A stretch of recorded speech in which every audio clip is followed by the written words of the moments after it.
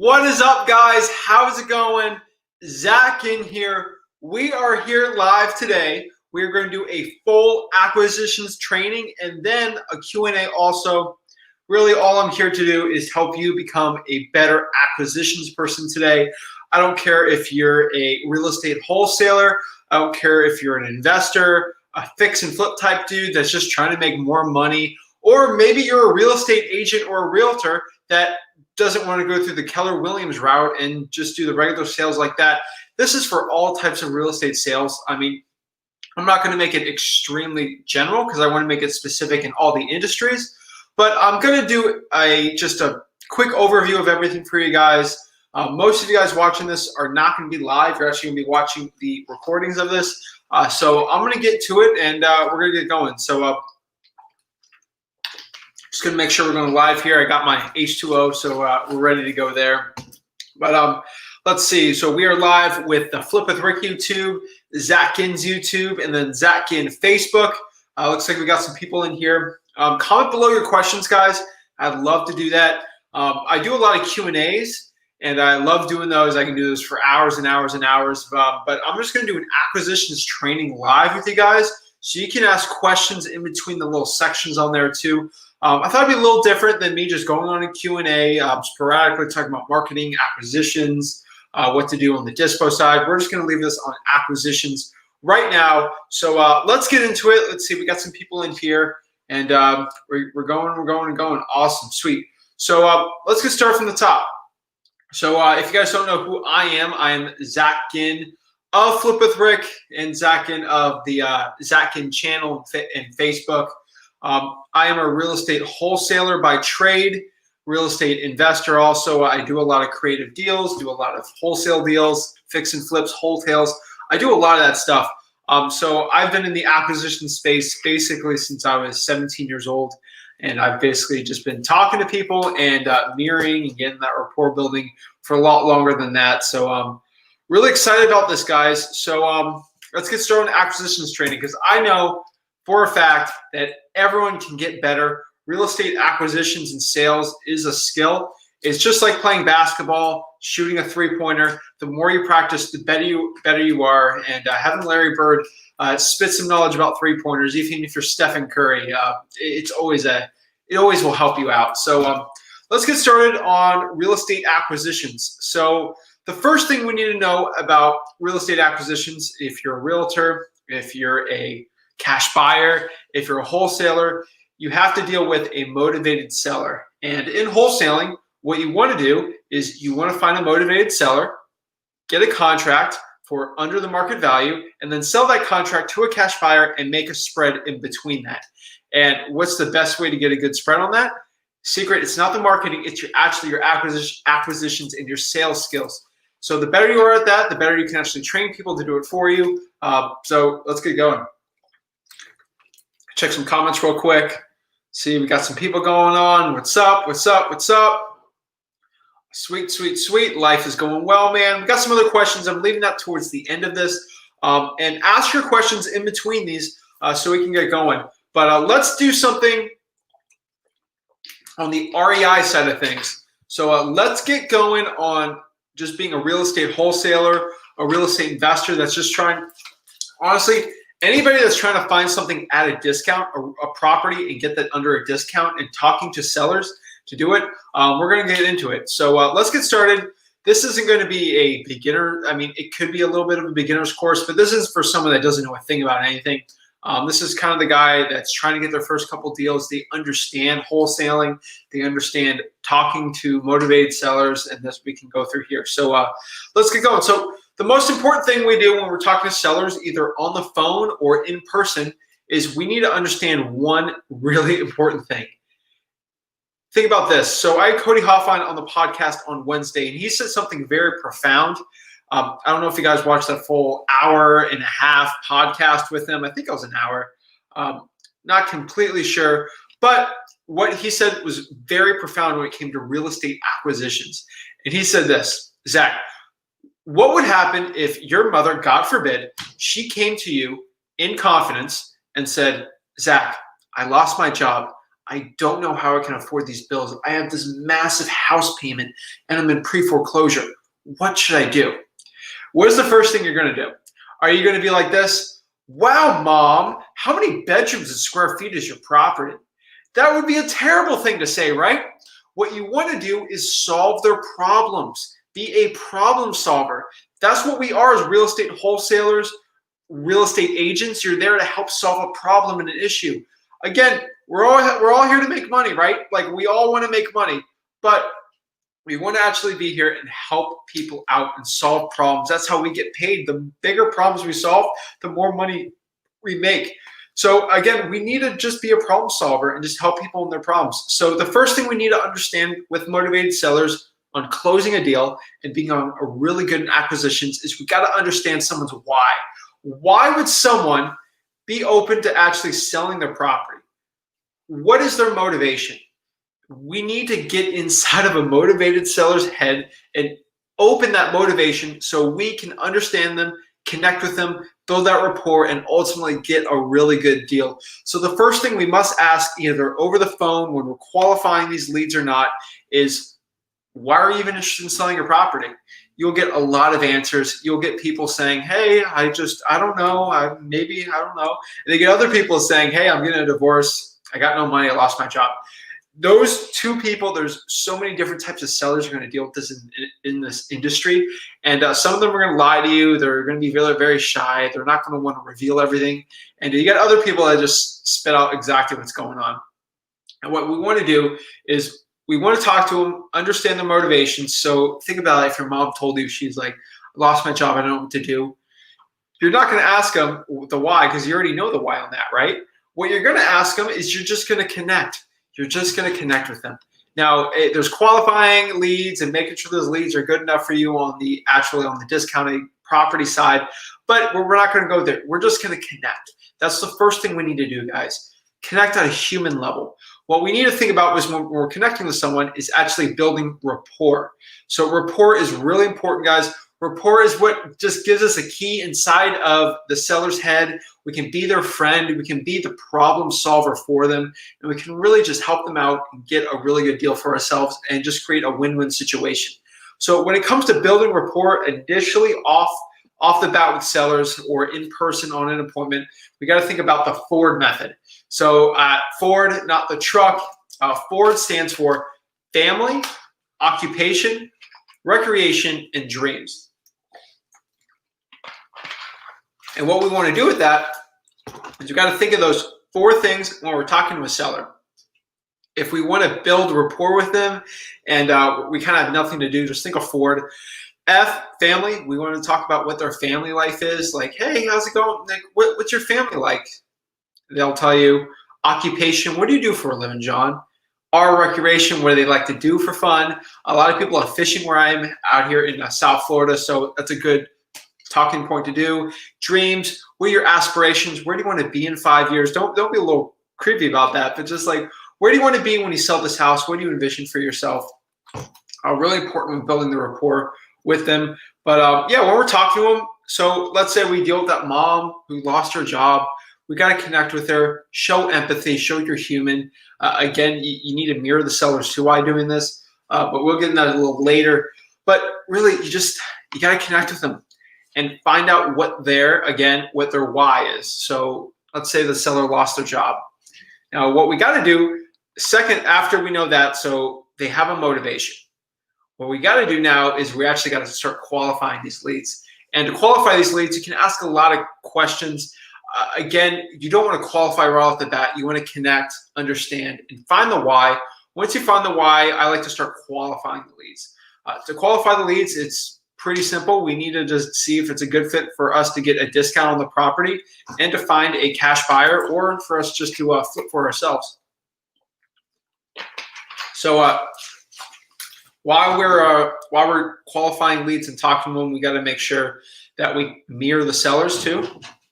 So mirroring the sellers is very important. You want to be a chameleon with your sellers.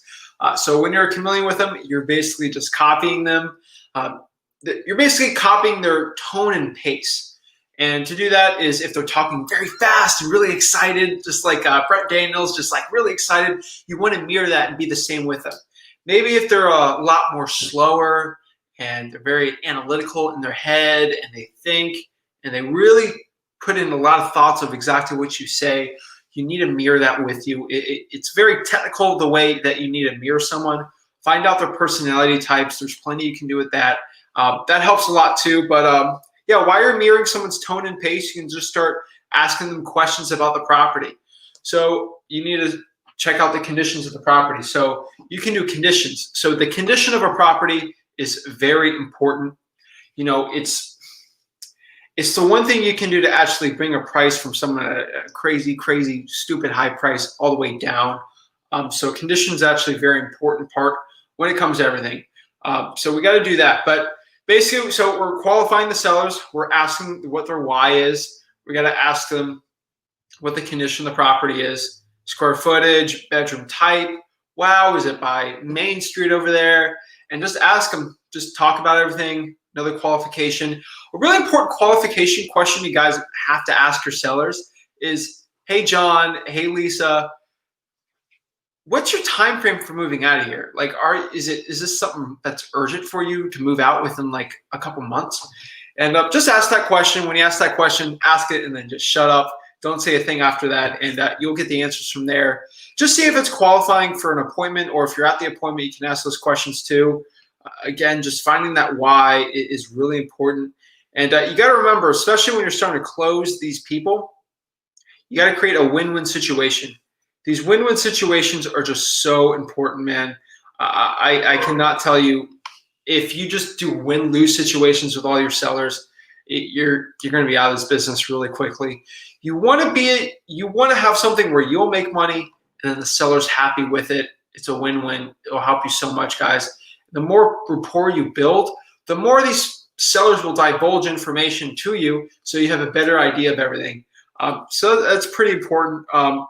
So let's ask some questions. Let's answer some questions here, and get back to some more about the acquisition side, and then we can get into the closing and everything. Didn't really know how much to really put a full acquisitions training together. I didn't want to like be a boring guy. Just have, here's my PowerPoint.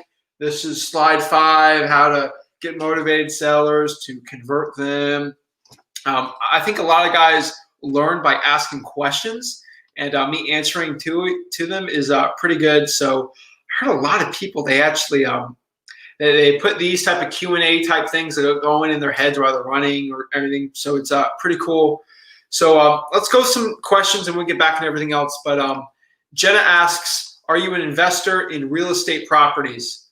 Yes, I am. I'm a wholesaler. I'm a flipper. Also invest in some homes too. So yeah, let's see here. So Wade asks, is there a website where I can find comps in public records or something? So put this thing up here. Hold on. So where is it? All right, cool. So start comment below your questions, and we can get going on there. But a website where you can find comps in public records or something. I don't know what you mean exactly by that, but the best free comp tools, I would say, especially when I'm talking to sellers in person, just trying to close the deal over the phone, is Zillow. Redfin's really good, and I would say Trulia for like crime statistics. Really good place to actually find comps for free. Again, the MLS is probably the best comps tool you can get, but not everyone has MLS access. PropStream's a really good one too. So that is listrei.com if you're interested in that. But let's get going on this one. So what's up, Donna? How's it going? What's up? What's up, Zach? We got 2 Zachs in the house. That is awesome. Great to hear.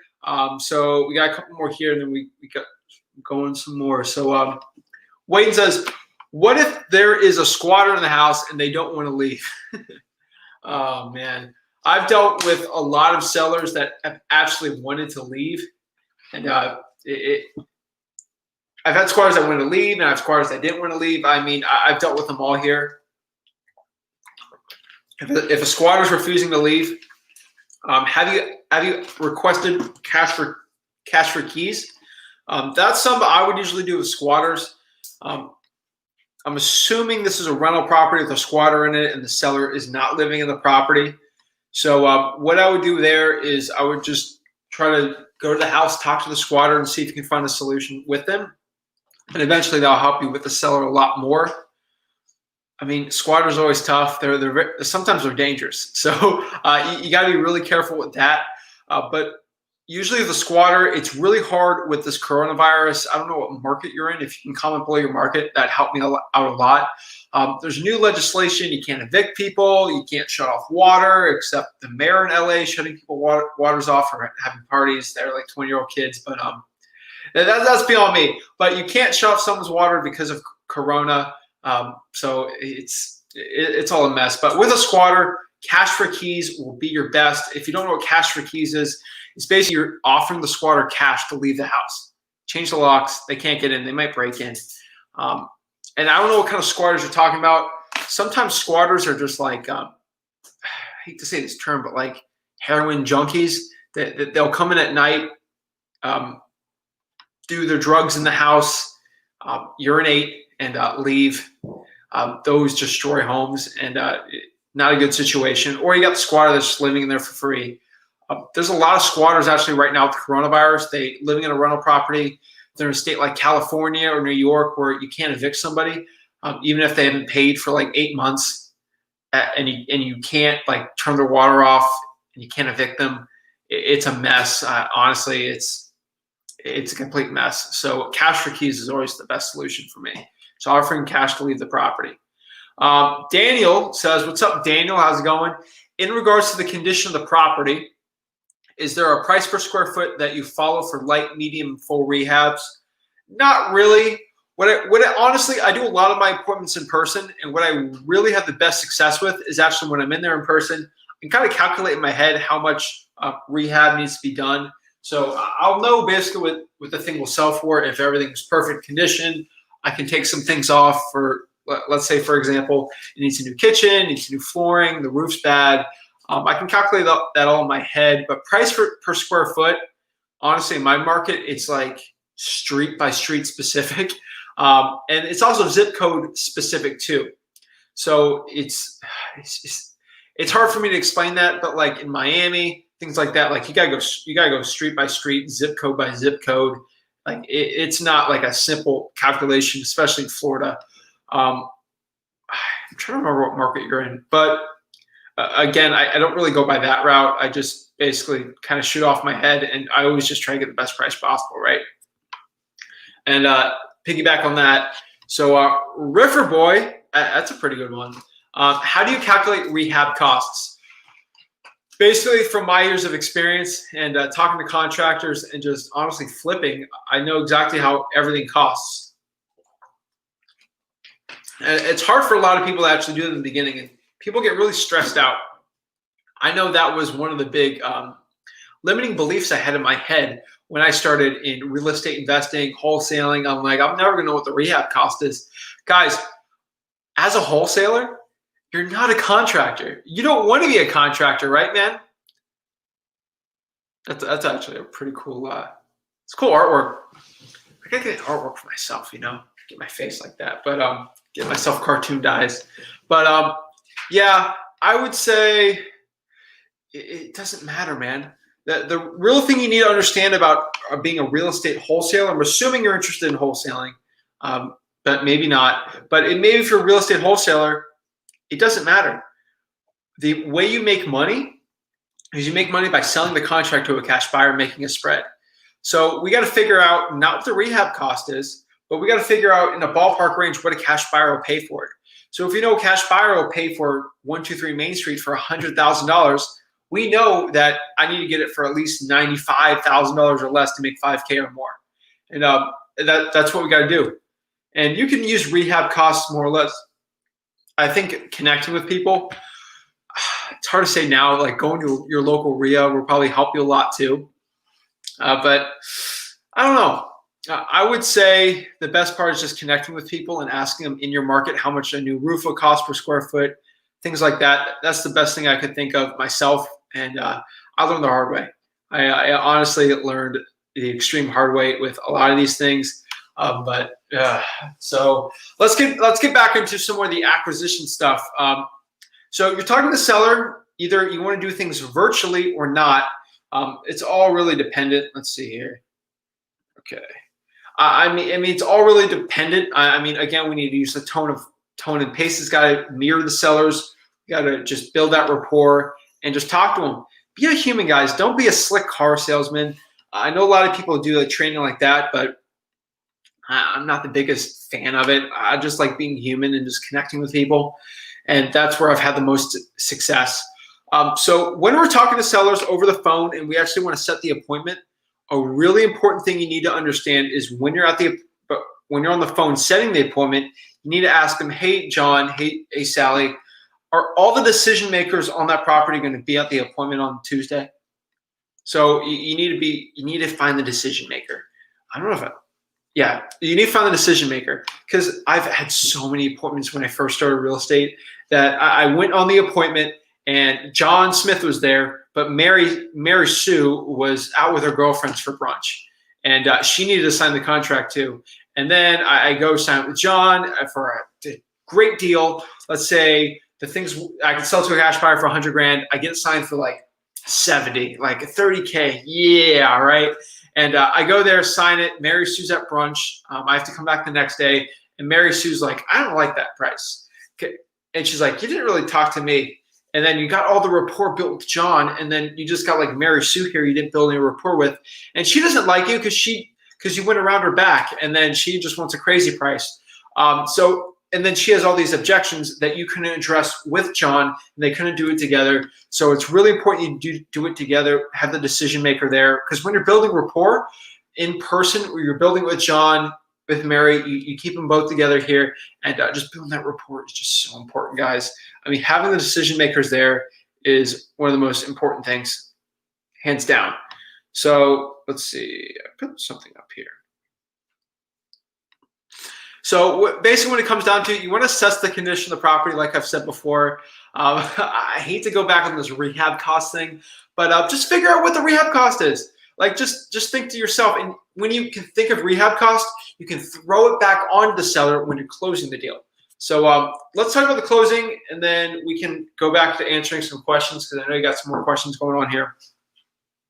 But when it comes to the closing, so you talk to the seller, you're building rapport, you're checking the property out. You basically sit down with the seller and say, hey, are you ready to talk numbers? Let's talk about this property, what we can do to help you out. So again, you're the problem solver. You want to provide the solution to the seller, right? And what we got to do by that is just help out. So you just got to help the seller out. So what's the solution? You need to ask them this. So when we're closing, it's very important to actually find the why. And if you can't find the why, we sometimes have to push back on things. So when it comes to closing the property, we're ready. We're sitting down. We're ready to go. We're going to ask them this, like, hey, John, we're actually going to start pushing away here, because you don't want to be the guy. So think about a dog, actually. This is the best analogy I can think about with like closing and push, and the push and pull, the minutia of everything. So it's actually the push. So a lot of you guys that have dogs, like we all love dogs. Well, most of us do. But if you're playing with a dog, your dog out in the field, and you're throwing the tennis ball or whatever, and you're running, he's running. Let's say a lot of these dogs like to go out and they like to just run away, like inside the fence, right? And what you do is when they run away, you're like, oh shoot, what do I do? Like that dog is the seller, starts bursting away and just running. What do you think the seller immediately in your head, your caveman brain? Oh, I better go run after that seller, go after him. The truth, what you have to do is, especially with dogs, I figured out, I mean, with my dog, with most dogs, is guess what happens? If I start running away, the opposite, if he stops and looks at me, most guys want to run. If you run after the dog, he's going to play tag and just run away. If I see the dog, I'm just going to go run away. And the dog will chase me because I'm pushing away from the seller. So don't think of your dogs as don't think of your sellers as dogs. But that's the analogy I could say is just do the push. Just be pushing away. Always be leaving. ABL, right? Always be leaving. Rick always said that. He's been doing that for a while. Wholesaling Inc. says that a lot too. think Skiptracing does. Like honestly, this all comes down to like slick Dale Carnegie sales tactics from like the 20s. So like no one invented a lot of this stuff. But the push method, like I'm telling you strategies that have worked for decades, before I was even born, before your grandpa was even born. People selling tulips back in the 1600s during those crazies I've been using. So, well, what I'm telling you is nothing new, nothing. Honestly, this is just regurgitating information that the best have used, and it helps. And don't make fun of me. I got the bougie Dasani, so I'm just that good. So yeah, guys, be pushing away. So a really good thing you can do when pushing away, with a lot of people really don't talk about this, but it's really important, guys, is ask them if the why is kind of weird. Like they're like, I just want to sell just because I want to get rid of it and I just want to move, same city. That's really it. Like they're being really weird. Ask them this question. Push away. Just be like, whoa, I'm going to leave and get out of here. Ask them this. You know what? You know, John, you're not really giving me any good reasons why you really want to sell it. It seems like you really want full price for this house. I mean, honestly, I'm probably not the buyer for you. Like, I mean, I can give you a number for a realtor. Like, why don't you just sell the property to a realtor? And boom, I've asked this question so many times and I get these answers. It blows my mind how many times I ask this in that same tone. You might need to just think about the time I just said that, rewind, record it, and just think about it in your head the same exact tone. Ask them, why don't you just list the property? I'm probably not the right guy. You'll get, I'm telling you right now, your sellers will be like, I don't want to list with a realtor because I need to sell the house in like 34 days. There's an auction. I'm like, oh, you don't think, in my head, I'm like, you don't think you would mention that you have an auction in 20 days on the property, that you got to get rid of it?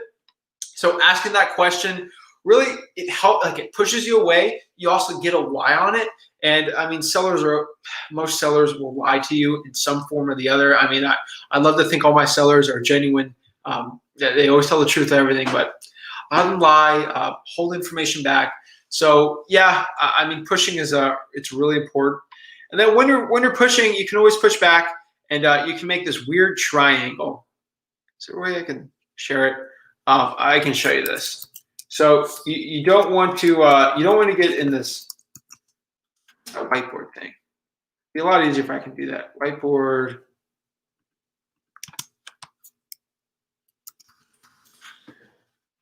Okay, here it is, AWW. Right here. I can share it. It's a lot easier if I can share it like this. Chrome, right here. Cool. All right, you guys see it, right? All right, cool. So there's a vicious cycle you can be with your sellers. It's like a triangle right here. That's a terrible triangle. I'm not even gonna. So there's a terrible triangle.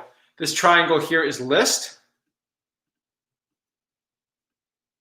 Oh my God, that's terrible, but don't make fun of me. List, cash, and then time. So it's a terrible like trinity that you can get stuck in.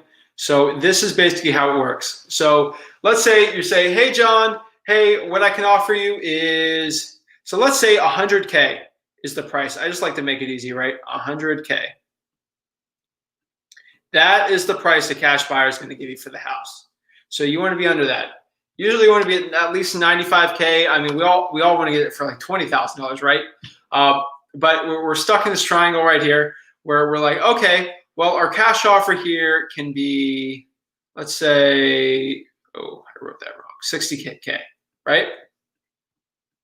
And they come back to you and they say, and you say 60,000 cash, and they say, no deal. They're like, I want to get $90,000 for the house.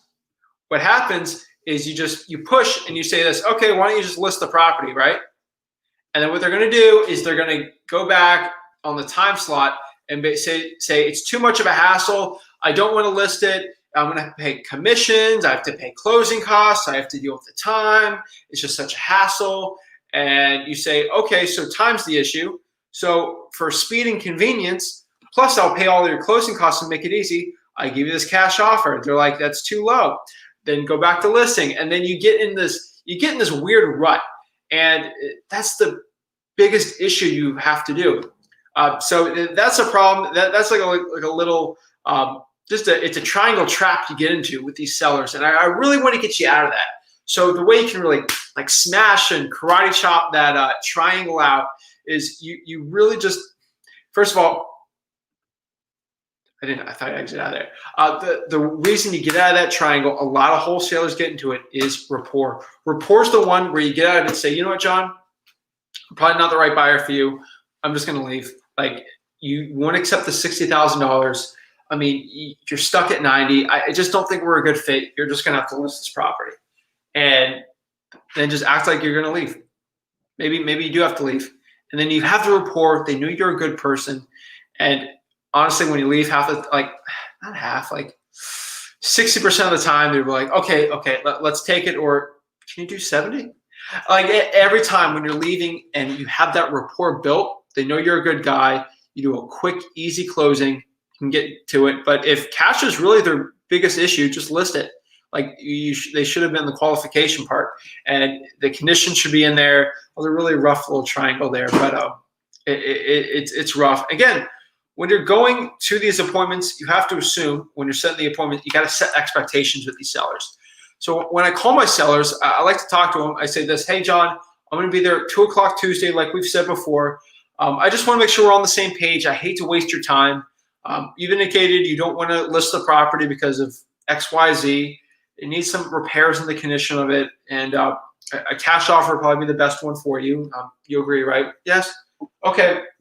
When I go there, I just want to make sure that all the decision makers are there on the property. Like I said, decision makers. So your wife, Mary Ann's going to be there too, right? Oh, she won't be there. Okay, is there a different time we can schedule so Mary Ann can be there with me? I just, you know, John, happy wife, happy life. Ha, ha, ha, ha, right? And you build that rapport like that, and you just have both of the sellers there with you. And it's so important. And once you get there, you set the expectations. Well, Tuesday at noon will work. So you do Wednesday at noon, right? Because I did Tuesday. Wednesday at noon works. And we don't do so, John, just so I don't waste your time again, you and Marianne will be able to make a decision if I go there to sell it that day, right? No, we wouldn't. Okay, well, what you can do is just give me a call back when you have a date ready where you want to make a decision. I can go by there, look at it, give you some cash for the property, and we can get going. Guys, I cannot tell you how many hours of drive, probably days and weeks and years of just driving in that car on appointments where there's no expectations set on everything. It's terrible. So always set your expectations. Say, will you be able to make a decision on the property if I go there? And it's really important. And then you basically say, will you make a decision if I go there today on the appointment with you? Yes. And guess what happens? Are you ready for this? So you go, you offer them that $60,000 cash, and they say, you know, Zach, I don't know. I'm going to have to sleep on it for a day. And then you're just melting in your head. You're like, right? Oh my gosh, what am I going to do? So what you can do is go, hey, John, remember on the phone when I asked you, like, don't say it in that tone, but it's just like going crazy. Hey, John, remember when we were talking over the phone and you said you were able to make a decision today on the property? I know you're a man of your word. You're a very trustworthy person. I just had the expectations you're going to keep your word, can make a decision. A lot of the times they're like, yeah, okay, we'll make it. We'll do. Can you do set? You know, it's so important, especially when you got like so many people going. But you don't get there unless you literally have rapport set. Like without that rapport, you're just gonna get brushed off. So rapport is really important. I mean, just honestly, like just talking to like random strangers and just talking to people, get your 1,000 hours of just talking to people in, and you can go there. Before I get any further, I got a lot of people commenting. They're getting value out of this. If you're getting value out of this, guys, this is my commercial for the day. Smash that like button. If you're on Facebook, like that button. Possibly share if you got value in any Facebook group you're in. I don't share it because I don't like to share in Facebook groups. For the podcast I do. But for this one, if you can share it, I'd really appreciate it. If you're on Facebook, like it. The reason why I'm saying like it is the more you like this, the more people that see this, and then the more value. Like you guys already know, I'm giving this all for free. It's amazing value.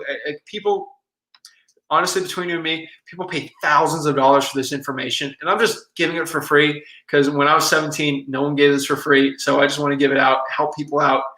Again, there's no, I'm not in that scarcity mindset. Just abundance to help as many people as possible, and maybe stress me out. Maybe you become a better acquisitions person, makes me want to get a better one. So let's sharpen the sword. If you're on YouTube, guys, smash that like button.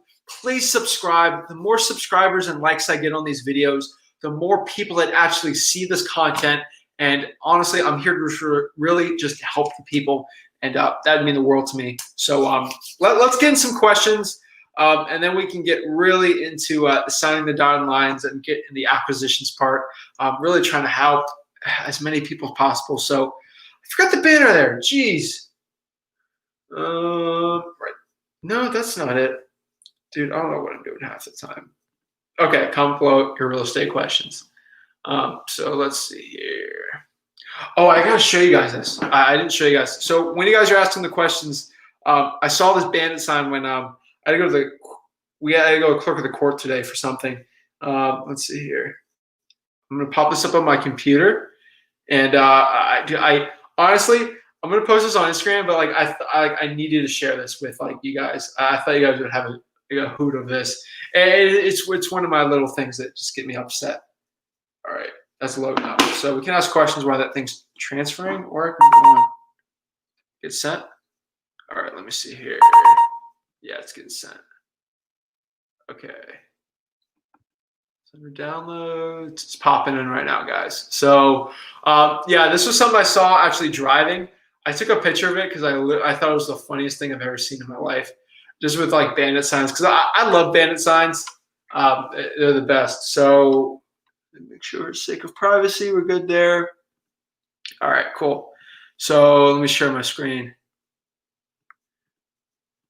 So here it is, guys. I saw this driving today. I literally thought it was the where is it? Hold up. Hold up. There we go. All right, guys. I saw this today. It was the funniest thing I've seen, like bandit sign wise.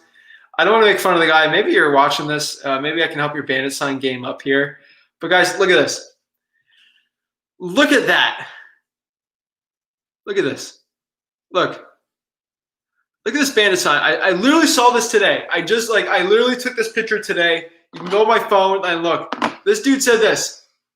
We buy and sell cars, trucks, boats, gold, and houses cash. Dude, what is going on here? I had to take a picture. It's 772. It's my market. Like I thought, like I took this picture today driving. It was the funniest bandit sign I've ever seen. It's like you're being the jack of all trades when it comes to motivated sellers. So this guy's buying and selling cars, trucks, boats, gold, and houses. It's so funny because cars, trucks, boats, and gold is just like, okay, that's all random. But then he puts the houses in there. It's just, dude, I thought I had to share it with you guys. It's so stupid. Guys, when you're doing bandit signs, you guys need to understand this. If you're buying and selling cars and trucks, just put that there. I buy trucks cash. You just make sure you're the expert in that market. Don't be the expert in boats and then being the expert in houses. You can't be it unless you're like an expert on both of them. But you can't be an expert on cars, boats, gold, and houses all together. The seller's going to get confused. They're not really going to take you too seriously.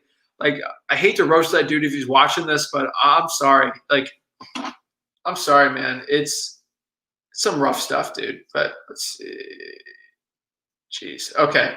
So, yeah, I thought that was too funny to share. Just be the expert in houses, guys. I know a lot of you guys watching this houses-wise for marketing. I know this is an acquisitions training, but I had to share it. I thought it was just too funny. Just keep to what you guys do. But let's see. Boom, boom, boom, boom. All right. So Wayne, the squatter is. Let me stop this sharing on that one. All right. The squatter is a random person, not a tenant, not an owner. The house is vacant and there is no lease. The squatter broke in and claim the house. They even cut the grass. What a nice squatter, right? What a good person. Grass is, honestly, they're probably doing grass so no one actually knows something's coming up. Cash for keys, hands down, be the best one. And then they just have to get a notice to kick the squatter out. If you're a wholesaler, actually just talk to the squatter, see if you can take pictures of it. Squatters are very dangerous people though, like very unpredictable. So a lot of them are on drugs. Don't recommend you, if they let you in the house, I would be very cautious. That's all I can say about that. But it's a hard one. Cash for keys, just talking to them. Say, hey, is it okay if you could find another place? With coronavirus, they might not have a job or money, so it's really tough. It's always a tough situation. I'd say you might need to get law enforcement in there to kick them out. But I bought houses with squatters in it, but it's stupid, like dumb, like low prices, like 50 cents on the dollar for me to take care of this problem. Because the bigger the problem, the bigger of a discount I'm going to get on this property. But that's because we got the cash to deploy on these type of things, the flips. So a little different for me. But yeah, comment below any real estate acquisitions questions you got. I want to say this right. Aisha, hopefully I said that right. A seller is ghosting me and won't answer calls. Really motivated though. Is she though? If she's ghosting you, what she's most likely doing is she's bidding the property up and finding as many wholesalers and cash buyers as possible. That's what happens when sellers start ghosting you. Honestly, the best thing to do when a seller's ghosting you is just go to the house and knock on the door. That is the truth. And there's no secret to that. If a seller's ghosting you, it's really motivated. Again, if maybe you're in Tennessee and you're virtually wholesaling in Atlanta, that won't work. But if someone local, I would say you should probably knock on the door and just go out there, right? Maybe you're driving for dollars one day. Just say, hey, I'm going to drive for dollars around that property, and I'm just going to knock on the lady's door. And try to get a contract right there, right? Get a printed contract, keep it in the car, and just go. If they're ghosting you, most likely they're talking to realtors, other wholesalers, and just trying to get the best price possible. And what you're going to do is you're going to call them in like 4 months. Unfortunately, they're going to say this. Oh, I sold it to John from John Buys Houses. And you're going to get really upset. So knocking on the door might be the best one. Well, Aisha got some more. Okay, cool. What can you do if a seller's ghosting you? Just keep calling. Again, what I've said is leave one voicemail every other day. Leave a text in between those days. And honestly, if you leave like 4 voicemails and 4 texts, something's up. You got to go there and door knock. See if she's screening her calls. That's another thing you gotta understand. So maybe it's like ringing, ring, and it goes to voicemail. Or if the thing is ring, it literally goes straight to voicemail. Maybe she blocked you because you're annoying. What you can do is call. Here's a trick. People, like, you got to be in $10,000 coaching masterminds for this. But here's ready for this? Just call from a different number. Call from a different number. Now, I'm going to repeat myself here because repetition is the mother of learning or success. I don't know what Tony Robbins says, but just call from a different number. She won't know who that number is, and she's either screening your calls. So when you call from your number, it'll say Aisha, like, oh, no, I'm not talking to her. So another caller, like, oh, maybe this is the magical person that's going to give me $1 million from my house. Hello? Oh, shoot. It's Aisha. Aisha. I'm saying it wrong. I'm really sorry. But call from a different number, text from a different number, and go from there. Or maybe you just have not your friend, but like a partner who's got a different voice. Maybe if you're a female, have a male call. They want to associate them with you, and maybe good cop, bad cop with that. They list the property on the market with an agent and then took it off a few days later. Ooh, okay.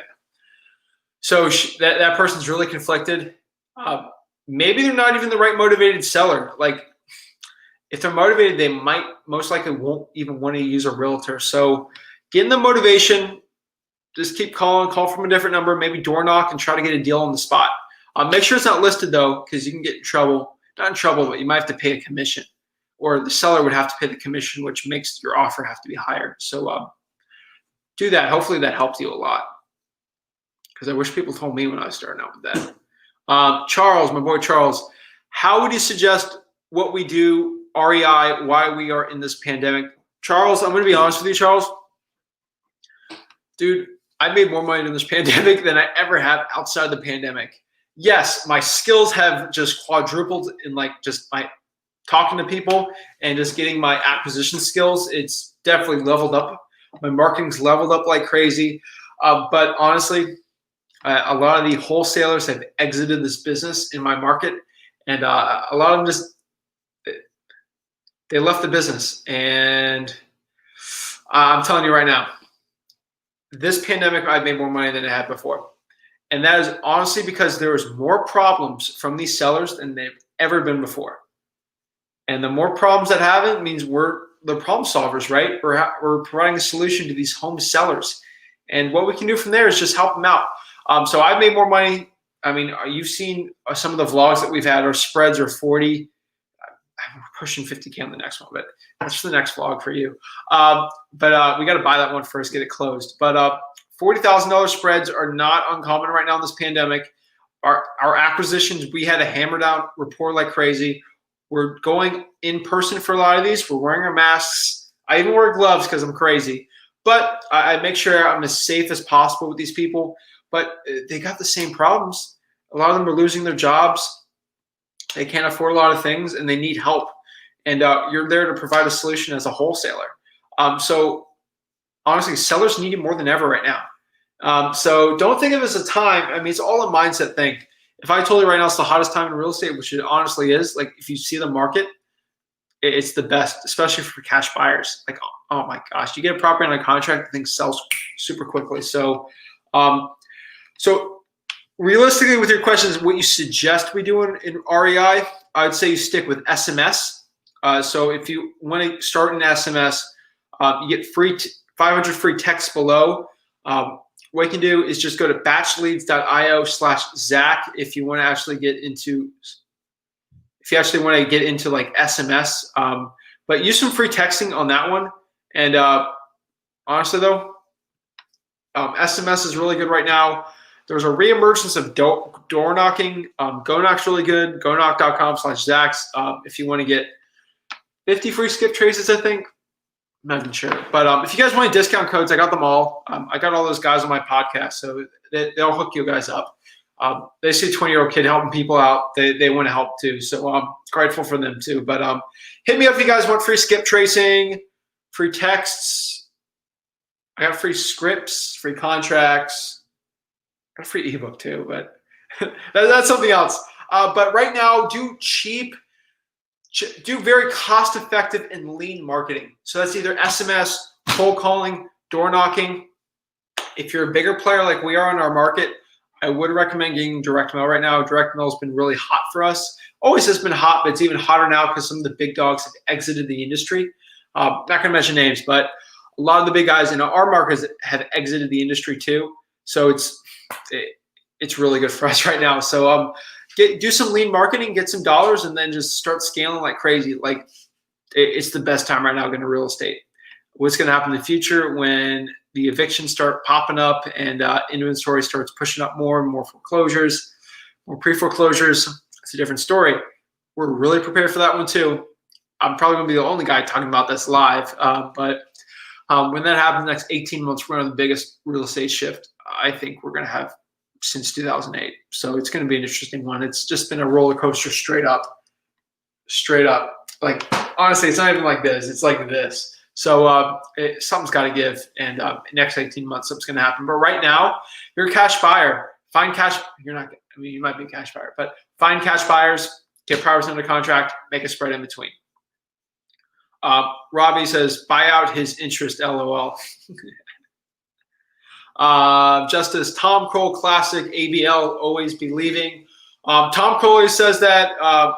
Ron LeGrand says that a lot. Like, honestly, all these people have been saying it forever. Tom says it all the time, though. Classic stuff, though. Always be leaving, pushing. Completely agree. Sterling, great info, Zach. Thank you so much, bro. It means a lot to me, guys. I'm just trying to help everyone. The more people I help, the better it is. So like this video, subscribe, share it. The more we share, the more people that see this value, and you don't have to pay $10,000 for a course. This is all here. So the more you like, subscribe, means a lot to me. Michael McDonald, bam, commitment is key. Dude, commitment is everything, man. Getting these sellers to commit. I mean, sellers are honestly flaky. It's not a lie. Sellers are just being flaky. So if you can get them commit, helps so much, guys. It means a lot. So commitment is everything, guys. All money in investing. Let's see. This will be able to be rewatched. Yeah. So all of the live streams. So we're gonna go back here. So you're on YouTube, which is good. So you're on Facebook. You might have to scroll down my timeline and see it. I always recommend you just go. Actually, let me pull this up for you guys. So it'd be a lot easier right now. But I'm trying to find a link for you.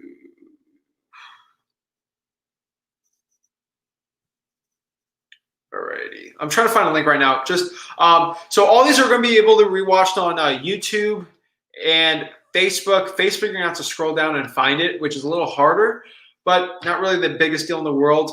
On the Flip with Rick YouTube and also on the Zach Ginn YouTube, there's I'm trying to get the link for you guys. Trying to hook you up with this link right here. Hold on.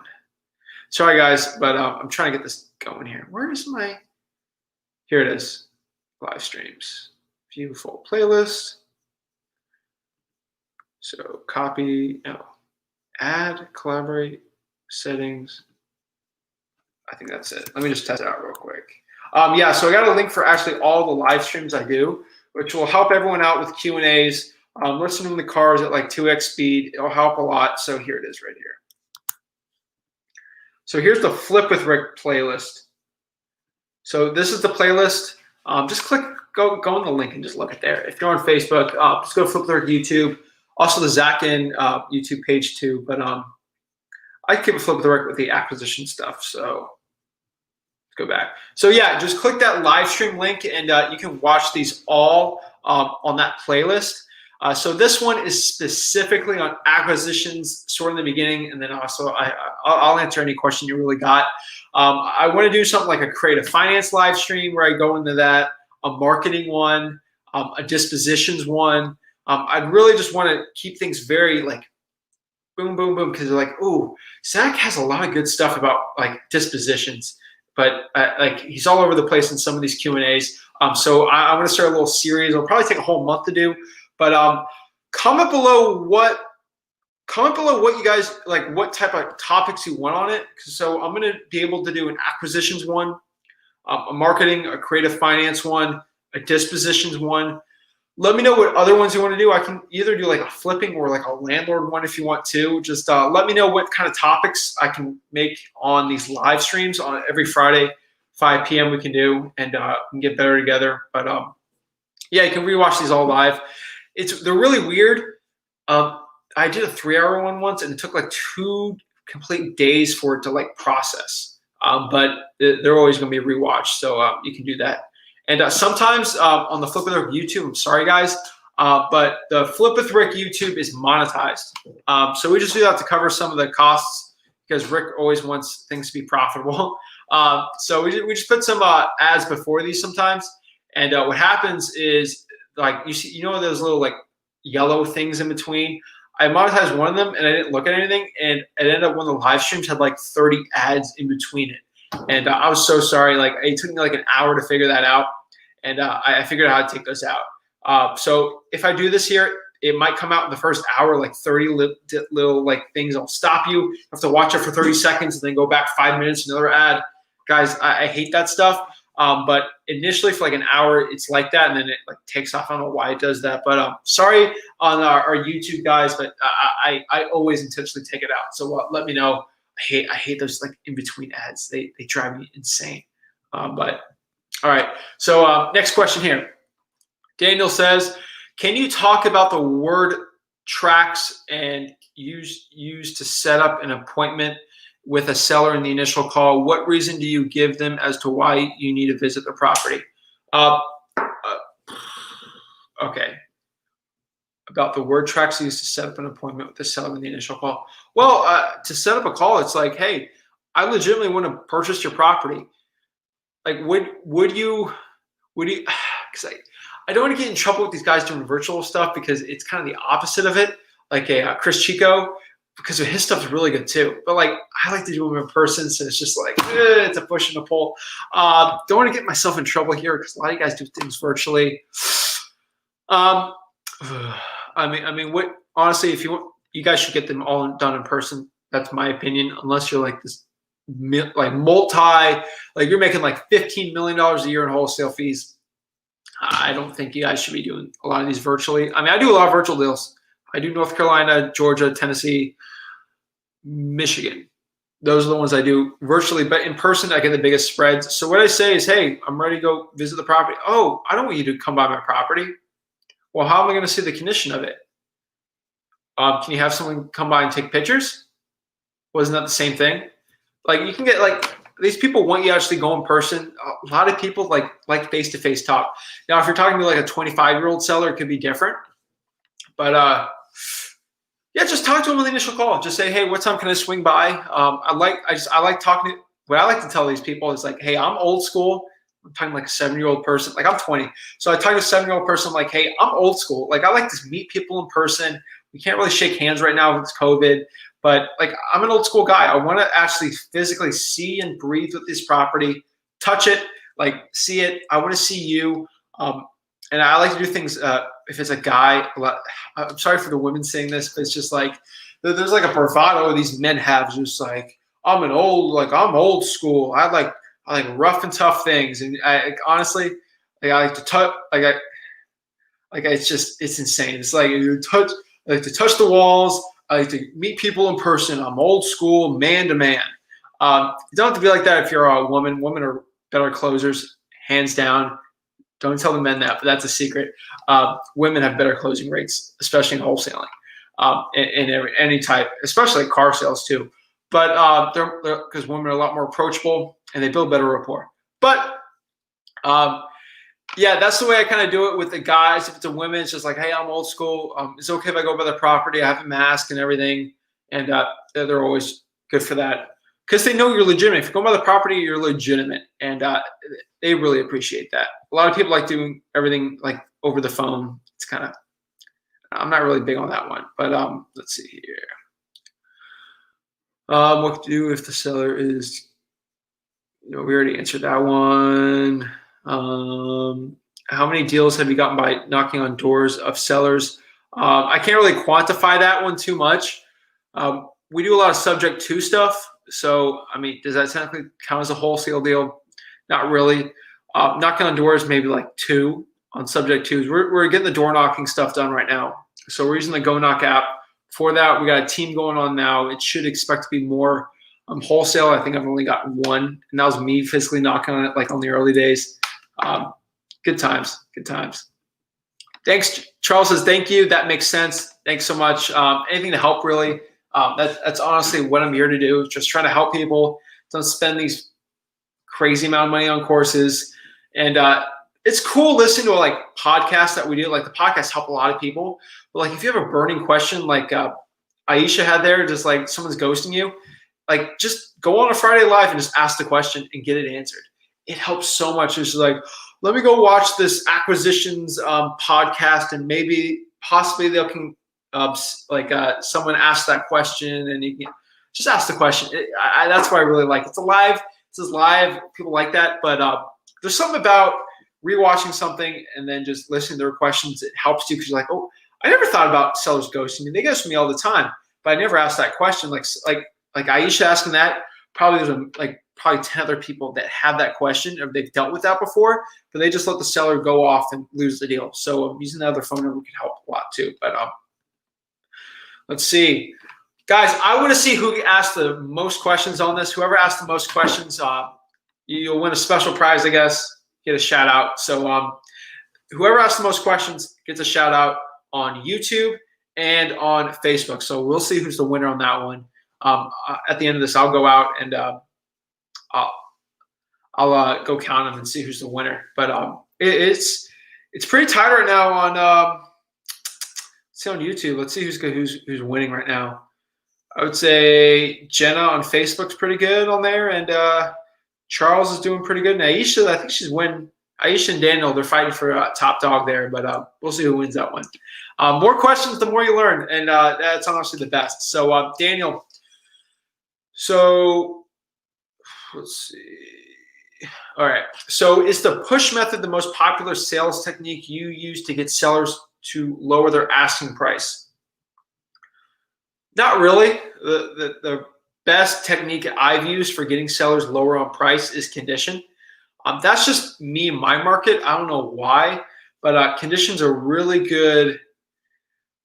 Condition is probably the best one for me. It's just like, hey, the roof's going to cost me 15 grand, the kitchen, the sewage, the septic pump, like the XYZ, you know, that really helps me out the most.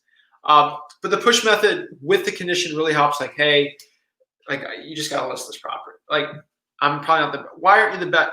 Because you want full price, like you want to list it. You want to put it on the market for 90 days. You want 30 buyers with a realtor. You want 60 people every week coming through your house. I know you want all that stuff. You know, like I know you don't want that, but like I'm doing reverse psychology with them. I mean, just sales is a weird one, man. Everyone's got their own technique when it comes to sales, but I like the push. I do it all. Like honestly, I do it all. It's definitely, especially with the seller, what they're doing. If they want a stupid high price, I'm not going to go in the appointment if they're like a listing. But I might bring a realtor on there that can do it. But let's see. So, actually, I'm going to do this question real quick because this is answer something right now. I'm going to do. Brett asks, Zach, do you ever do one-on-one calls? Let's see. I don't. I mean, sometimes I will, but like honestly, if you want a one-on-one call, I'm really busy all the time. But if you click on the StreamYard link, you're on Facebook right now, so I don't think I can post it on Facebook.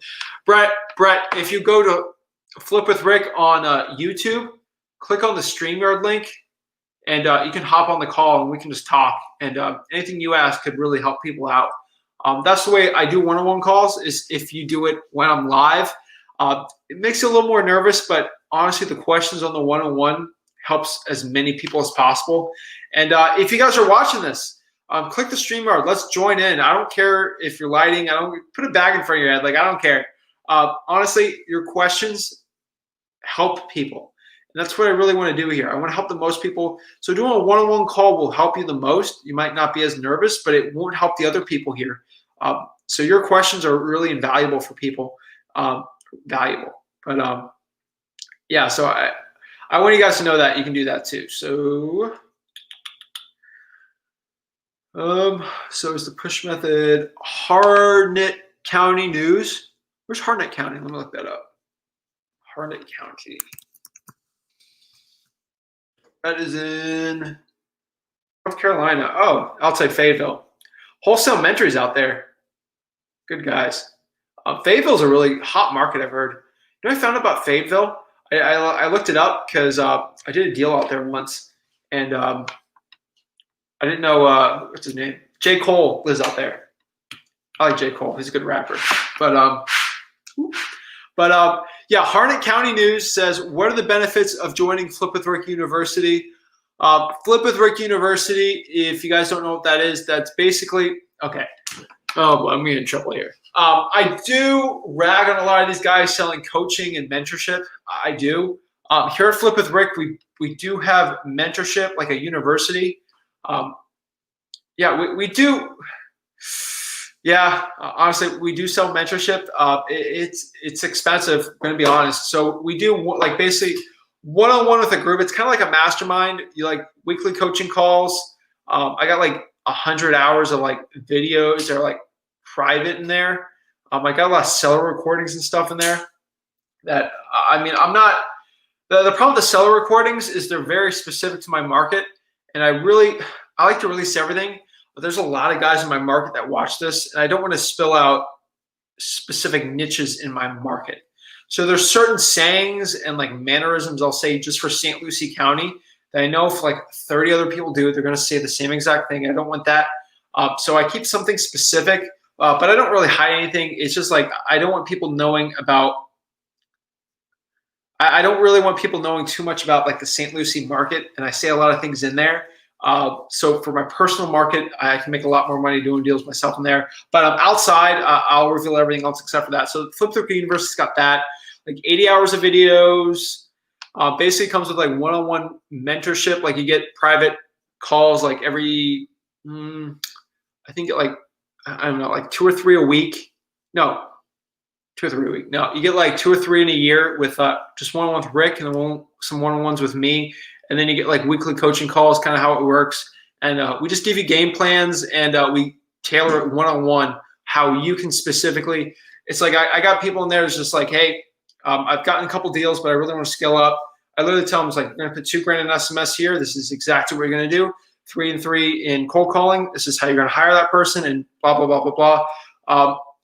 That's the Flip with Rick University. It ain't cheap. We capped it off at 10. So only 10 people can get in there because I've been in masterminds where there's like 50 people in the Zoom and it's just like, it's not one-on-one. We cap it off at 10. So we're at, I think we're at 10 right now. Like we've had in the past year. So, it's blocked off right now. You can't get into it. Like I don't do it for the money. Like honestly, I'm a real estate investor, wholesaler. So like the benefits is it kind of does everything for you. It gives you an exact game plan of everything. Just like how to, like, what should I do? I got one guy, he's going to go on the podcast. I got another guy who's doing, like, I got like 4 university guys I want to get on the podcast because they've been really successful. One that really comes to mind is these 2 guys. They came in doing no deals at all. I just gave them a game plan on SMS, and they got 5 in escrow right now. They've done 7 deals, and they made $80K their first month. And they got the HUDs and everything. And I'll bring them on the podcast, kind of show what the university did for them, but it's capped at 10. So what you can do, though, is you can apply to it. Oh, do I even have it? I got to type it. To get on that waiting list, it's Flip of the Rick. /university. So it's flipwithrick.com/university. This is probably the last sale you ever hear me like talk about it because no one ever asks about it. So a lot of people don't even know about it, but where's that thing? Oh my gosh. Yeah, so it's flipwithrick.com/university. You can apply, and then I can put you on the waiting list on there. I'm getting a lot of questions, so I'm going to just put a banner on there.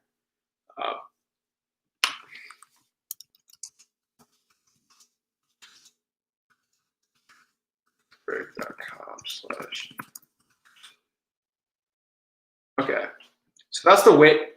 Oh my God, what is wrong with me? So that's the waiting list. I'm going to be honest with you guys on that, though. Here's the thing. Yes, I do rag on literally everybody on like selling courses and stuff, and it's honestly not a course. What I'm going to tell you right now is if you want to get your, like, I want to give you the information to get your first like 3 deals. Like I want you to make at least like $50,000 in deals. Oh my gosh, I don't have notifications off there. I bet you guys can hear that, right? Because I'm doing this all on my Mac, so do not disturb is on. Okay, so with the university, I hate selling on it. Like I'm not selling it, but like honestly, it's capped at 10, so you can't even join it right now. But you can go on there, book a call with someone. Sometimes I do them calls, but a lot of it's like just a sales guy. He'll basically take your information and see if you're a fit. Rick accepts like at least maybe he accepts like 60% of the people on the waiting list, and he just wants to make sure you're in a good market that works, and he also wants to make sure. So he wants to make sure you're in a market that will work and you'll be actually successful in it, and we can put you on the waiting list there. But I mean, you're going to call me a shill for going out and selling coaching. Like we do it.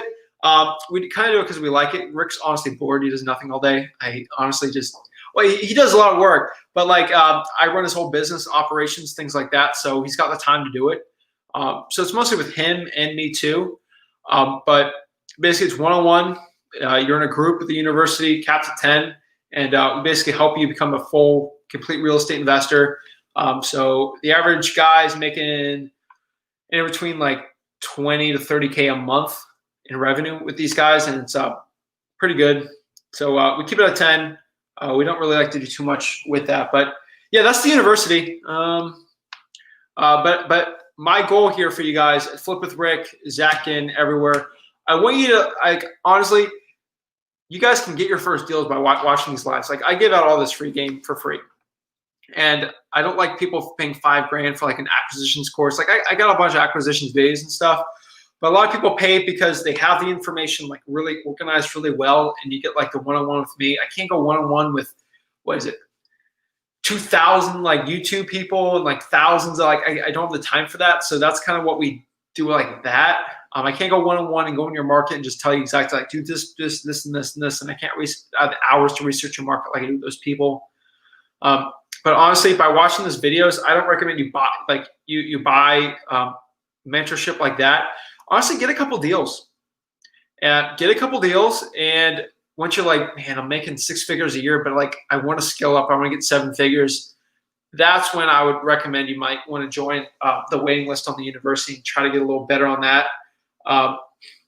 But honestly, I'd wait. But yeah, just get a couple deals. Honestly, get a couple deals under your belt. I give enough free game for that. Trust me, I do. And then maybe if it's something that you're wanting to scale up and actually make this a real business, be full time in it, then I would probably join that. But I'm kind of like Frank Kern in the method of I'm not really good at selling coaching. That's why I just basically give everything out for free. And what I can sell is my time, just to go one-on-one and really help someone out. It gives me a lot of fulfillment. Like that, those two people, like they made 80K the first month. They're probably gonna hit their first 6-figure month next month. It's like, dude, having access and helping like create these like monsters in the real estate game.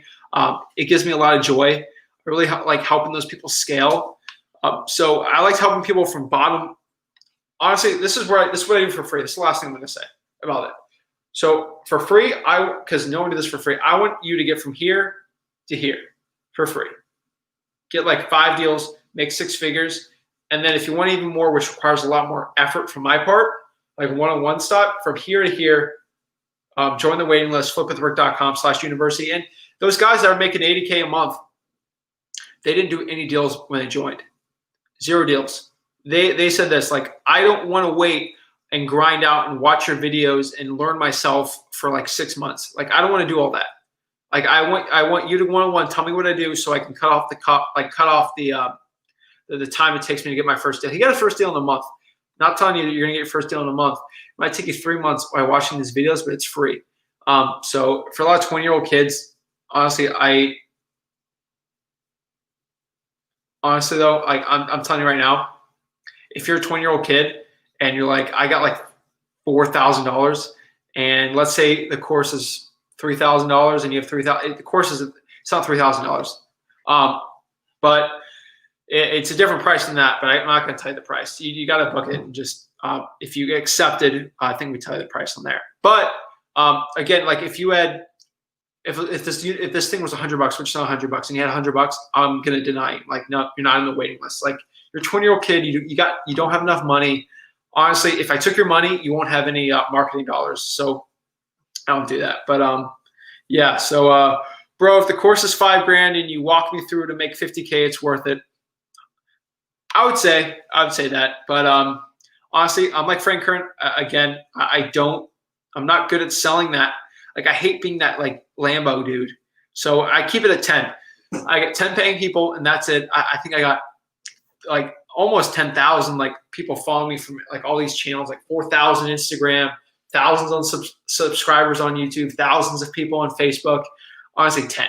That's really it. And I rag on every other coach because they got hundreds of students paying stupid amount of money. So that's where we like to do it on that. But that's the rant. I'm really sorry for going on that rant. But like, I'm honestly, what I'm going to do is someone's going to ask me at the university. I'm just going to take this clip and just send it to them. So that's why I did that. So let's get going to questions. Sorry about that, guys. Thanks. You said the name right. I said it right. Yes. Aisha, how do you negotiate and close? That's a good point. Let's get into that. Let's not end it. Honestly, I can go for a couple more hours if you want me to. But we got a lot of questions going, so I might have to go for a couple more hours, unfortunately, for my dog. But whatever. So my dog's fine. He's got water. He already ate today, so he's fine. I took him out too. So how do you negotiate and close? So let's get into that. So negotiating, is that even part of acquisitions? Yeah, it is. So let's go into the closing. So when we basically we talk about the condition. Let's say the person's at $100,000 on the property, right? Okay, $100,000.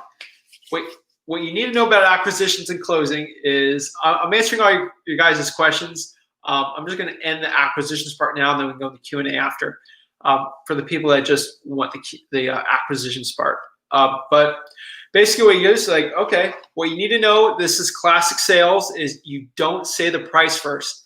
Never say the price first, because what happens with sellers a lot of times is they'll tell you a price that is so like lower than you ever even expected. So for example, I've had deals before where it's just like 60K, I could make 40K. Like that'd be the most craziest deal. And you ask them like, hey John, I really want to purchase this property. I think it's a really good fit. We want to buy this in like 14 days. I want to pay closing costs. If I got all this stuff for you, where were you at with this property? And if you can just get this thing sold, get rid of it, we buy it cash, what price were you at? And then what you do is you shut up. God gave you 2 ears and 1 mouth. So proportionally, we're going to say that you're going to talk. So we're going to cut it off, and we're going to shut our mouth. It's going to be a weird, awkward pause for like a minute because that person's thinking. And what you're going to do is just don't say a word. I don't care if I go quiet. Like, I ask the question, and I just say, what price would you be at if I did all that? Like, I can go silent for like, I've gone silent for, it felt like an hour I went silent with the person, but I was honestly silent for like 20 seconds. But you went silent, and they said, 50,000 is probably what I can do. And then you were like, oh my gosh. And then you can negotiate from there. But they're all not like that. That's like extreme rapport building that you do there. And they had a big, massive problem.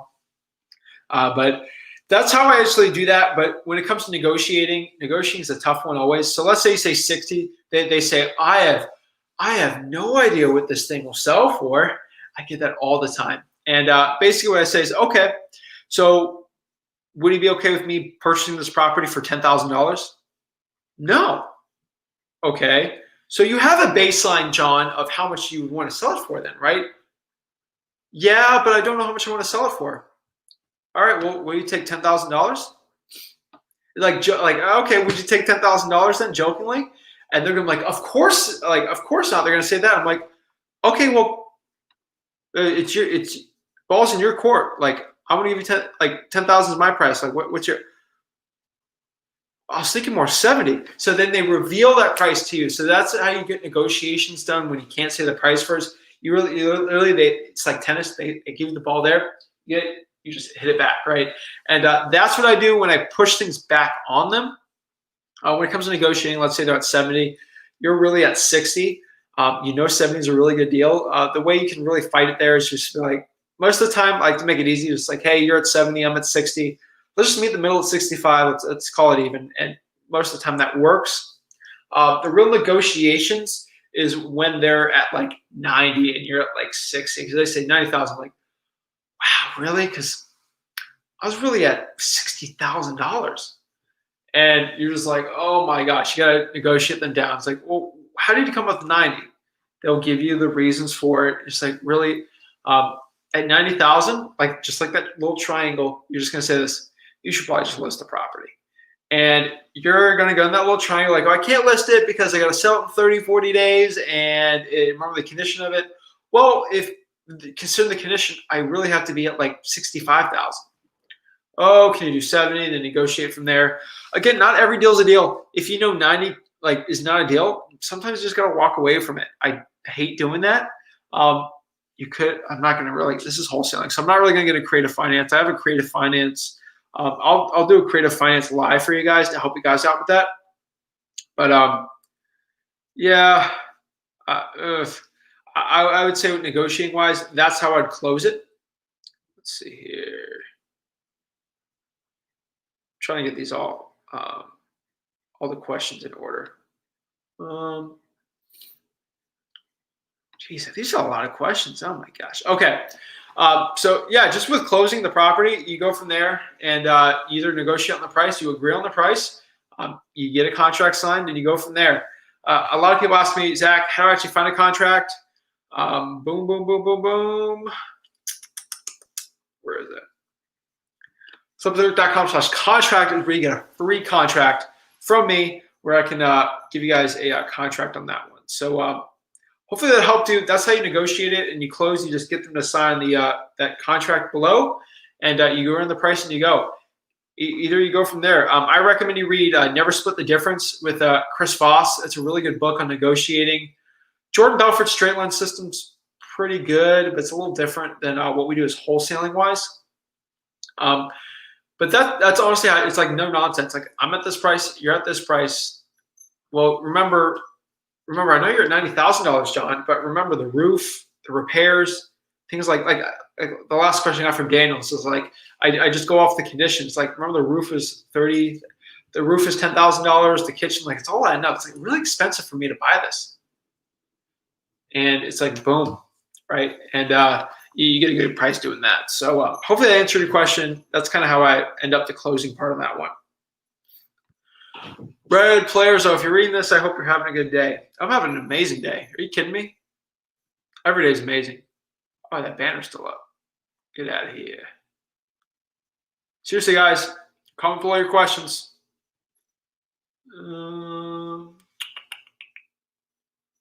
Where is the cool? All right. Boop, boop, boop, boop. Alrighty. I'm trying to pop up these questions. There's so many. Okay. Do you have contracts that you use for wholesale? Again, I have to pop that up again. I'll do it like this. Flipwithrick.com/contract.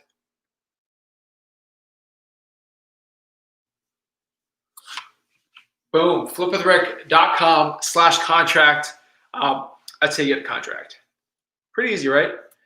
Free contract for you to use. Again, I'm not a lawyer, so but Little Birdie told me if you use that contract, most title companies are okay with it. So that's what a birdie told me. I don't know what that means, but again, I'm not a licensed attorney, so whatever. So let's go here. Jeez, there's so many questions. I gotta find it.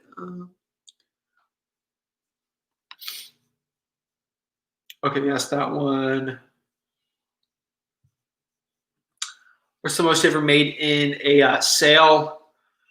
Let's see. I think I made $80,000 one flip. That was the most I've ever made. Again, that's for the company though. So, is it a big virtual market in North Carolina? North Carolina is pretty big virtually. I know a lot of guys are out there. A lot of people do them in person. Jamel Gibbs actually does a lot in North Carolina, and he also does a lot virtually too. So he's really good in the North Carolina market. Max Maxwell, real estate guru, wholesale mentors there. Let's see. I'm missing so many good North Carolina people. There's so many good people in North Carolina. I'm not going to mention anymore because I'm just going to forget someone, and I feel bad for doing that because there's so many good North Carolina people. Alrighty. Free game. I love it. That's all I'm trying to do, man. Just trying to help as many people as possible. Let's see. How do you JV and protect yourself? The way to really protect yourself is have an agreement. For you, Aisha, if you're going to JV, I'm assuming you want to JV your specific contract, right? Let's see. If you want to JV, if you have your own contract and you actually want to do a joint venture with it, with someone else, and you actually want to like use it kind of a dispo, make sure you have the property under contract and they have the buyer, and you can protect yourself like that. Again, use very trusted people in the industry. Don't use people that are very sleazy and they haven't had success with JVing. Honestly, just ask around your market. Like, hey, has Zach Ginn, have you ever JV'd with him? Like, how's his reputation? Oh, I JV'd, it was amazing. Do it from there. Usually I write an agreement on the JV, but a lot of them are like handshake deals too, because I mean, we do a lot of stuff with trust. But if I have a property under contract and I want to JV with somebody, usually you can do a written agreement with that. Let's see. How do you go about finding cash buyers? Pretty easy. I go to listarei.com, which is basically PropStream, and I find cash buyers that way. There's little flippers on there. You can find cash sales and then export the corporations and the people that buy things off of cash and then resell them. They're actually flippers, and you can do that all off of PropStream. And you can find cash buyers easily. What you do, you either go to Lead Sherpa, batch leads. You can skip trace those LLCs and people, and then just text blast them and find cash buyers that way. Networking is really good. Facebook groups are amazing. I love Facebook groups, especially for finding cash buyers. You can network with 1 million people. Honestly, your net worth is your network. So just networking with as many people as possible is the best thing to do.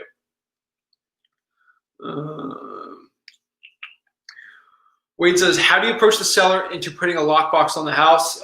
Basically, the way I like, so living in the house is tough. If it's a vacant house, just say, hey, my construction guy might have to come by the property and give me an estimate, and I want to make everything as smooth as possible. Is it okay if I put a lockbox on the house? What's the best way to find local cash buyers besides PropStream? Again, Facebook is the best one. Facebook groups in your local market. So let's say you're in San Diego, California, which is a really tough market. But you can be like the San Diego Real Estate Investors Association. Hey, I got a deal. Does anybody have a cash buyer? Only people going there. Hey, are you a cash buyer? Do you want to send me proof of funds and be on my cash buyers list? That's a really good way to find a cash buyers, and text them, call them. I would say Facebook group is probably the best one. Craigslist is a little sleazy right now. I don't know. I'm not really big on the Craigslist type stuff.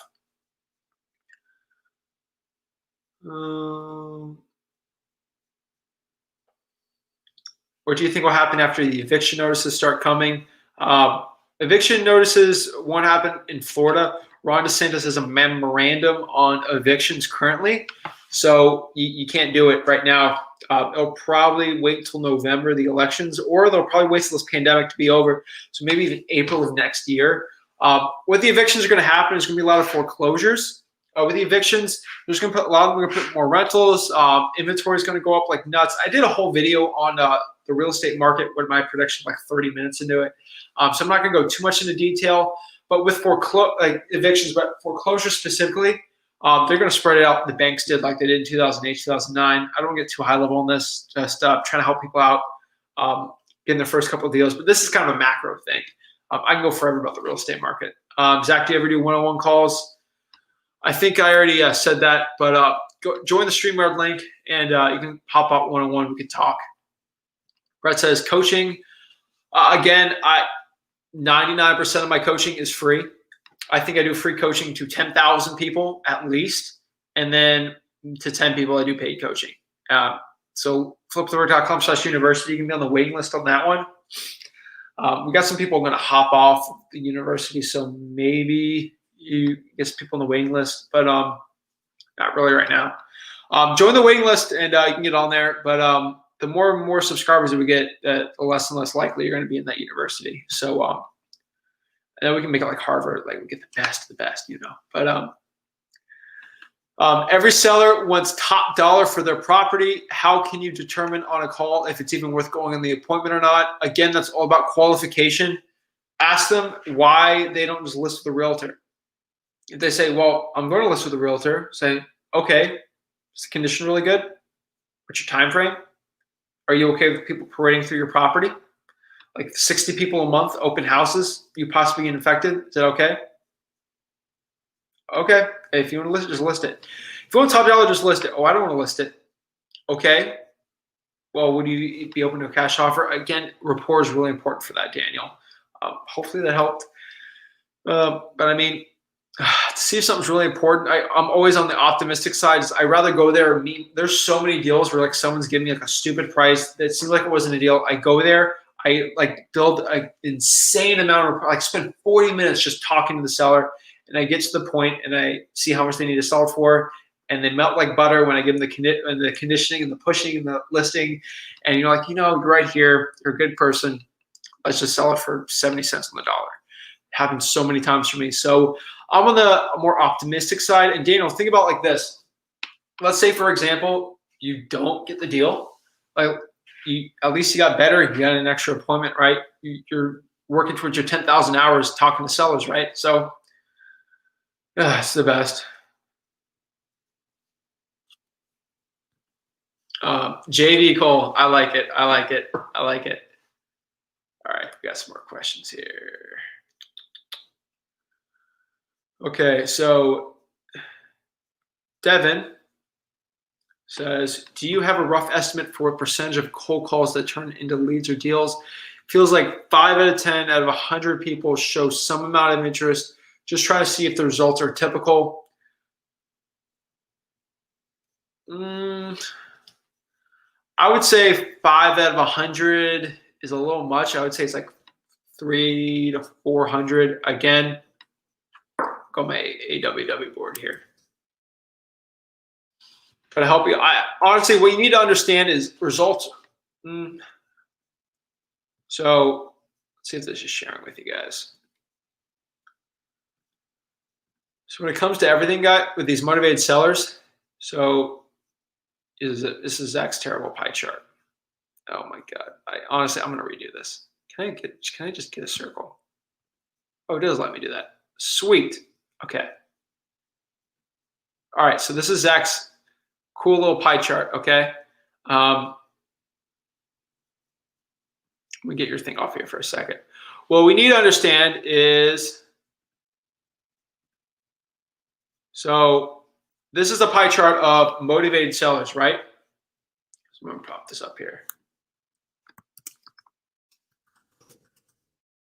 Actually, real estate sellers. We know for a fact that I would say right here. All right. Can I go back on this one? Yeah. So basically, right here where the red's kind of shaded in here. Oh my God, that's terrible. But this little red area right here, which is about 80%, are just for listing. So these are people you can't even get to. They're all just going to be on a listing, and then that's rough. Like, we're not going to even talk to these people. What we're going to change the color here is, we'll do green for money, is this 2%, this 20% here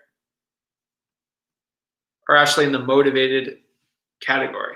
So they have a rough property, the seller it's vacant, it's high equity, there's a pre-foreclosure, it's motivated. Out of the motivated ones, I would say roughly 1% of them are going to be open to a cash offer. Open to cash. Jeez, my handwriting is so bad. That's honestly, because if I had one of those like pads thing, I think I'd be a lot better. But oh my gosh, that's such a rough like drawing. But yeah, so 80% are going to want a listing, 20% motivated. So about 19% of these, so 19%, they're going to be rough houses, but they have time and they don't really need the money really badly. So they're going to be in the listing. So 99% are just basically going to be honestly listings. That 1% are going to be open to cash. And of that 1%, I would say let's do pink. 0.1 or maybe 1%, like 0.5%, are going to be like deals. So that's the area us wholesalers are working at right there. So we're working at like 0.5% of the entire real estate sellers market that we're in. So 5 to 10, I would say that's pretty typical. Again, 1% are going to be open to a cash offer. They'll do appointments, and then 10% or half of those, depending on your closing rate, will be a deal for you. So I wish see, like if I had like a little drawing and I could draw in there, it would look a lot better, but it's not really. So yeah, I mean 5 to 10 is pretty good. I would say for cold calling. Depends on the list. High equity, you do pretty well with that. Pre-foreclosures, it's a lot higher, but the pickup rate's a lot slower. So that's the way I look on that. I don't have corona. I'm just clearing my throat here. I've been doing videos all day, so sorry. Cool. I'll have to do that. When starting out cold calling, do you recommend doing it yourself or outsourcing a VA if you have a decent budget? No budget, cold call yourself. Get those skills. If you have a budget, I would say you train yourself. Do cold calling for like a week or two and then train the VA on that. But if you have a decent budget, I would do that. Your budget's really going to be taken up by Skiptracing. So be careful on that one. Make sure you put Skiptracing costs in there. If it's too high, you might need to cold call yourself. Okay. Do you ever make offers on the phone? About 20% of my deals are out of state. So of course I do. The way I do that is they might say, hey, can you actually come by the property and we can discuss it a little further. Hey, I'm sorry, John, but you know, this coronavirus, this is opposite of me actually going to the appointment. This coronavirus, I think I want to keep things safe. We have a pretty much really good socially distanced plan in place where we can buy your property without actually physically being there. Again, there might need to be, our partner might have to come by and take pictures of the property, but we can do it all virtually through a Zoom. Is that something you think you're able to do? Yeah, then you do it from there, and you just go all out, and you go do the virtual Zoom one. They can show you it over the Zoom, and you can basically do the closing over Zoom or over the phone and get it done. There's plenty of people that do that too. Closing over the phone is pretty good.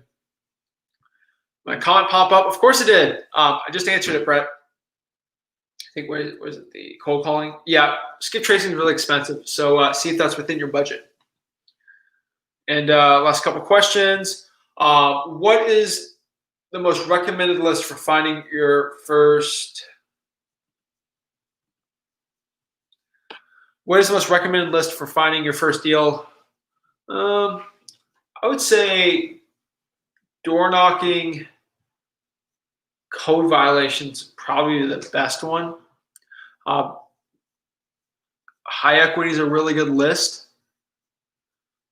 Tax delinquents, kind of rougher where I'm in Florida. A lot of people find a lot of success with that. Pre-foreclosures are good too. I'd say those are the best ones. And then, I mean, standard equities, you can always get deals from that too. Harnett says, do you use bandit signs? I used to. Really, they're banned in a lot of my counties. You actually get arrested for them now.